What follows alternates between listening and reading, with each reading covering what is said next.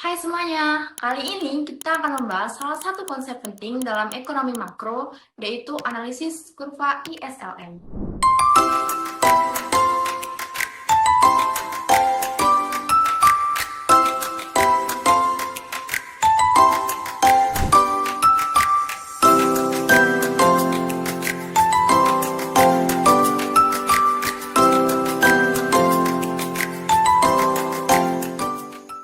Mode ISLM biasanya digunakan untuk menganalisis hubungan antara pasar barang dan pasar uang dalam suatu perekonomian. Dua kurva utama dalam model ini adalah kurva IS dan kurva LM. Kira-kira kalian tahu nggak sih apa itu kurva IS? Kurva IS menunjukkan hubungan antara tingkat suku bunga dan pendapatan nasional, di mana pasar barang berada dalam keseimbangan.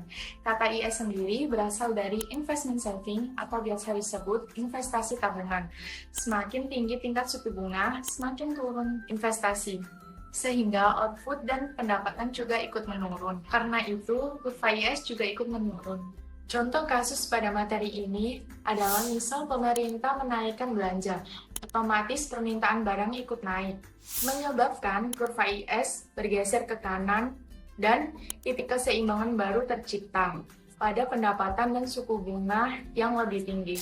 Gambar kurva LM menanjak ke kiri bawah dan ke kanan atas. Sedangkan kurva LM menunjukkan keseimbangan di pasar uang. LM berasal dari kata likuiditas preferensi money supply yang disebut pemasok uang preferensi likuiditas.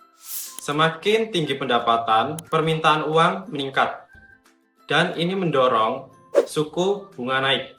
Jadi kurva LM berbentuk menanjak. Nah, titik berpotong antara kurva IS dan LM ini disebut sebagai titik keseimbangan. Di titik ini, kondisi pasar uang dan pasar barang berada dalam kondisi seimbang secara bersamaan. Dengan kata lain, permintaan agregat sama dengan output, permintaan uang sama dengan penawaran uang.